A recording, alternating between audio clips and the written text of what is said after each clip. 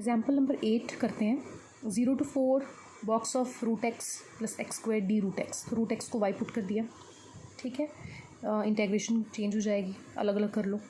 और आप इसको जो बॉक्स फंक्शन को सॉल्व करने का तरीका होता है कि आप इंटीग्रेशन की लिमिट्स को स्प्लिट कर दो जीरो हर एक इंटेग्रल पॉइंट पर। सो 0 से 2 के बीच में एक इंटेग्रल पॉइंट 1 आ रहा है, तो 1 पे स्प्लिट करेंगे। 0 to 1, 1 से 2। 0 से 1 के बीच में बॉक्स वाई की वैल्यू 0 होएगी और 1 से 2 के बीच में बॉक्स वाई की वैल्यू 1 होएगी। इसको सॉल्व कर लो, आंसर आ जाए। एग्जाम्पल नंबर 9 में आपने इस इंटीग्रेशन को सॉल्व करना है। फंक्शन एफ एक्स और अल्फा एक्स दिया हुआ है using integration by parts. So integration by parts करके आपने यहाँ तक पहुँच गए, ठीक है। इसके बाद बस वैल्यूज़ पुट कर दीजिए, सॉल्व कर लीजिए। इसको सॉल्व करना आपको आता है, प्रॉपर सॉल्व करके दिखा दो। इन्होंने तो सीधे 45 लिख दिया। आप इसको ब्रेक कर दो। 0 से 1, 1 से 2, 2 से 3, 3 से 4, 4 से 5, 5 से 6, ऐसे 7 से 8, 8 से 9, 9 से 10। 0 से 1 के बीच में 0, 1 से 2 के बीच में 1, 2 से 3 के बीच में 2। आपको पता है बॉक्स की वैल्यूज़ कैसे निकालते हैं ना, निकाल के सॉल्व करके आंसर आ जाएगा। Example number 10 is similar like example 11 and 12. So I am discussing 11 and 12 first. You can do example number 10 yourself. ये फंक्शन दिया हुआ है एफ एक्स, ये अल्फा एक्स दिया हुआ है, आपको इस इंटीग्रेशन को सॉल्व करना है। आर्टिकल नंबर 7 का हम यूज़ करेंगे। आर्टिकल नंबर 7 में आपको बताया गया था कि अगर फंक्शन अल्फ़ा फंक्शन डिसकॉन्टीन्यूज हो, उसके जंप पॉइंट्स, जैसे ये मैंने आपको बताती हूँ, यहाँ पर हमने रिजल्ट किया था एग्जाम्पल आर्टिकल नंबर 7 का, ये वाला रिजल्ट देखिए। So A to B F X D X is F C jump at point C, ठीक है। तो ये रिजल्ट था आपका आर्टिकल 7 का। सो डी एक्स नहीं है, डी अल्फ़ा है यहाँ, ठीक है। यहाँ पर डी अल्फ़ा है। यही रिज़ल्ट मैं यहाँ लगाने जा रही हूँ, यहाँ डी अल्फ़ा आएगा, ठीक है। तो अब आपने ये इवेलुएट करना है। डी एक्स एक्स नहीं है, ये डी अल्फ़ा एक्स है, बहुत मिस्टेक्स है इस बुक में। D alpha x, this is D alpha x, ठीक है बच्चे। ये वाला रिज़ल्ट लगा लीजिए। जंप कैसे निकालना होता है? जंप निकालने के लिए तुम राइट हैंड लिमिट निकालो, जो भी आपकी डिसकॉन्टीन्यूटी का पॉइंट है। आप पहले चेक करो कि अल्फ़ा की डिसकॉन्टीन्यूटी है कहाँ पे। अल्फ़ा की डिसकॉन्टीन्यूटी तुम देख रहे हो 0 पर स्प्लिट हो रहा है फंक्शन, तो 0 के लेफ़्ट पर 0 आ रहा है, 0 के राइट पर 2 आ रहा है, ठीक है ना। राइट हैंड लिमिट 2 है, लेफ्ट हैंड लिमिट 0 है, मतलब डिसकॉन्टीन्यूटी है 0 पर।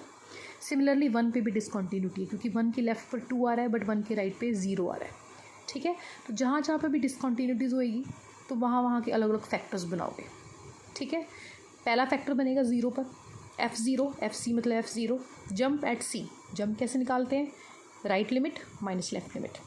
फिर f1 right limit minus left limit, ठीक है। f0 तुम यहाँ से निकाल सकते हो, देख के f0 तो 3 है। f1 कितना है? f1 है आपका -1, ठीक है। यहाँ से तुम अल्फ़ा 0 पॉजिटिव निकाल सकते हो। 0 पॉजिटिव मतलब right hand limit, right hand limit मतलब 0 से बड़ी वैल्यूज़ 2, लेफ्ट हैंड लिमिट 0। इस तरह से तुम निकाल सकते हो। और ये अगला वाला एग्जाम्पल भी इसी तरह से सेम है, 10th वाला भी सेम है, बिल्कुल सेम। बस आप ये चेक कर लिया करो पहले कि अल्फ़ा की कहाँ कहाँ डिसकॉन्टीन्यूटीज़ है। इसकी डिसकॉन्टीन्यूटी 2 पर है, ठीक है, और 3 पर है, और 0 पर भी है, ठीक है, 0 पर भी है। तो इस तरह से अच्छा, यहाँ पर इन्होंने क्वेश्चन में जो डिफ़ाइन करा हुआ है, आपको देखने में लग रहा है कि सिर्फ 0 से 3 के बीच में डिफ़ाइन करा है। व्हाट अबाउट अदरवाइज़ ये 0 लेना है आपने, ठीक है। तो आप इसको एक बार पढ़ लेना, अगर आपको कुछ भी नहीं समझ में आएगा आप पूछ लेना। तो इसकी डिसकॉन्टीन्यूटीज़ 3 पॉइंट्स पे है, 0, 2, 3।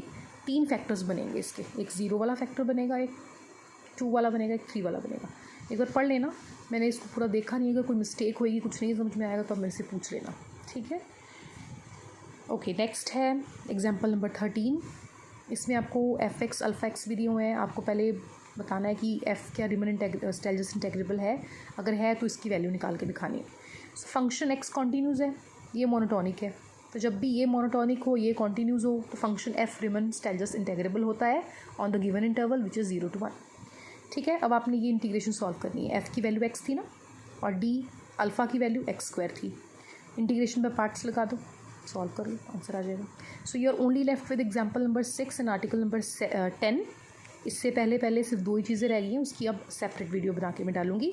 उसके बाद फिर ये रीमन्स टेलस इंटेग्रल का जो मेन टॉपिक है शुरू हो रहा है, ये काफ़ी इंपॉर्टेंट है। इसमें बहुत सारी थ्योरम्स हैं जो इंपॉर्टेंट है और जिसमें से कोई ना कोई थ्योरम आपको पक्का आएगी। तो डेफिनेटली इस टॉपिक को बहुत अच्छे से समझना।